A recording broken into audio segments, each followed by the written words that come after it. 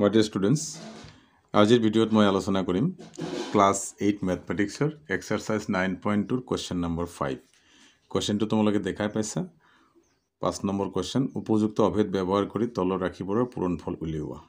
ইয়াতে কিছুমান কোৱেশ্চন মই উঠাই লৈছো ইয়াতে 16টা কোৱেশ্চন আছে তাৰে মই 10টা কোৱেশ্চন সিলেক্ট কৰি লৈছো চাও কিমান কৰিব পাৰো আৰু বাকিখিনি আমি পৰৱৰ্তী ভিডিঅ'ত আলোচনা কৰিবলৈ চেষ্টা কৰিম তোমালোকে ভিডিঅ'টো চাই থাকিবা ইয়াতে প্ৰথম কোৱেশ্চনটো আছে নম্বৰ 1 ত কি কৈছে চোৱা পূৰণফল উলিয়াব লাগে অভেদ ব্যৱহাৰ কৰি বিভিন্ন ধৰণৰ অভেদ আহিব তোমালোকে ইতিমধ্যে অভেদ সম্পৰ্কে জানাই তো কোৱেশ্চন নম্বৰ 1 সলিউশন ইয়াতে লিখিছে 3x - 5 * 3x - 5 3x - 5 * 3x - 5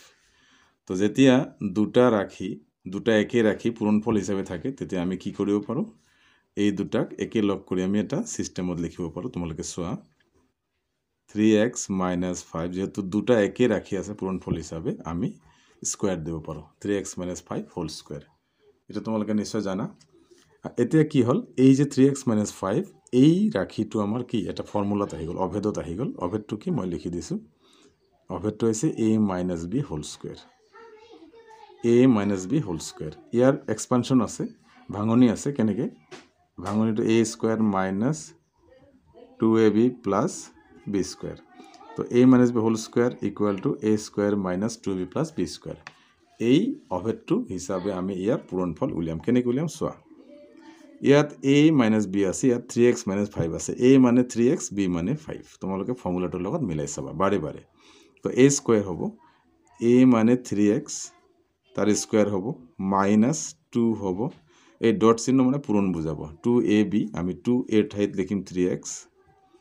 b ঠাইত লিখিম 5 2ab হৈ গল plus b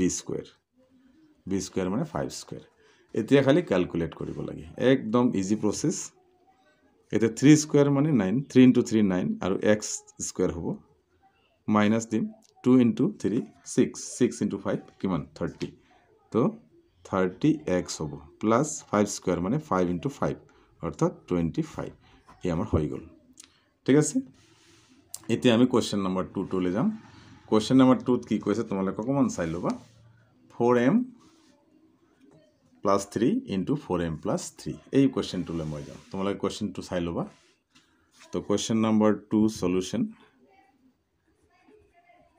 question number 2 solution কি 4m + 3 * 4m + 3 তো এই দুটা একে রাখি আছে নহয় দুটা পূৰণফল হিচাপে আছে আমি কি কৰিম 4m + 3 হোল স্কয়াৰ লিখি দিম এটো এটা বেলেগ অভেদ হিচাপে আহিব a + b whole square equal to a square +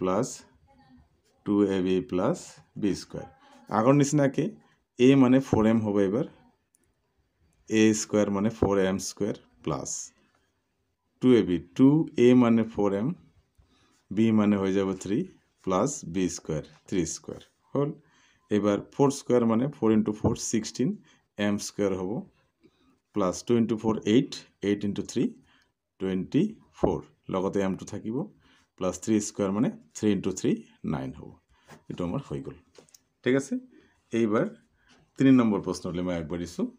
3 number প্ৰশ্নত কৈছে 9 + 4n হোল স্কয়াৰ এটো অভেদ মতে লিখা আছে 1 2 3 নম্বৰ ইতে আহিব 3 নম্বৰ সলিউশন তোমালোকে চোৱা 9 + 4n হোল স্কয়াৰ এটো এক্স্যাক্টলি অভেদ মতে আছে আমি এটো একে দুটা একে ৰাখি পূৰণফল হিচাপে নাই এটো অভেদ বনাই দিয়া আছে এতিয়া আমি ফৰ্মুলা মতে ভাঙি দিম এই ফৰ্মুলাটো মতে আমি ভাঙি দিম a + b হোল স্কয়ার তো a ঠাইত কি আছে 9 আছে তো 9 square a square hall 2ab 2a মানে 9 b মানে 4n plus b square 4n whole square হল এতিয়া 9 * 9 9 স্কয়ার means 9 * 9 81 হ'ব প্লাস 2 * 9 18 18 * 4 72 n থাকিব লগতে প্লাস 4 স্কয়ার means 4 * 4 16 লগতে n স্কয়ার এটো আমাৰ কোশ্চেন নম্বৰ 3 হৈ গল ওকে এতিয়া কোশ্চেন নম্বৰ 4 টলে আমি আগবাঢ়িম কোশ্চেন নম্বৰ 4 আছে 6x + 1/3 * 6x + 3 তো question number 4 solution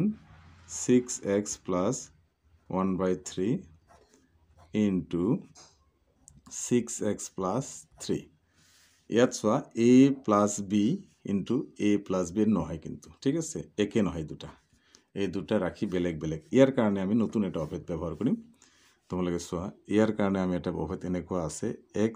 plus a into x plus b এই অভেদটো আছে নহয় চিআই শেষ হ'ল কি জানি ইং শেষ মই বেলেগ কলম লম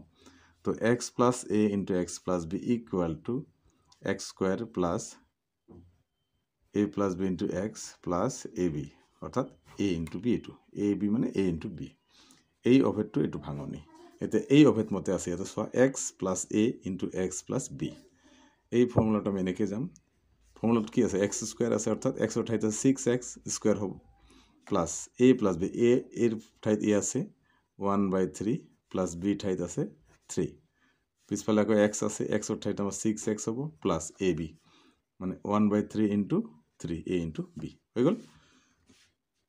এটা সোয়া এটা ক্যালকুলেশন 6 স্কয়ার মিন 6 into 6 অর্থাৎ 36 লগতে x স্কয়ার থাকিব প্লাস 1/3 plus 3 যদি আমি যোগ কৰো তেতিয়াহলে কি হ'ব 3 3 is 9 plus 1 10 তলত থাকিব 3 লগত থাকিব into 6x plus এই 3 আৰু 3 কাটি যাব লগত only থাকিব 1 ইয়াতে 3 ৰে আমি 6 কাটিলে দুইবাৰ যাব তে 3 36x square plus 10 into 2 20x plus 1 থাকিব তো হৈ গল তো 6x plus 1/3 into 6x plus 3 পূরণ ফল হব 36x square plus 20x plus 1 তো আমি আজিৰ ভিডিওত 4টা কোৱেশ্চন সমাধান কৰিলো বাকি কোৱেশ্চন বিলাক বেলেগ বেলেগ ভিডিও বনাই তোমালোকলৈ মই আগবঢ়াম তো ভিডিওটো সম্পূৰ্ণকৈ চোৱাৰ কাৰণে ধন্যবাদ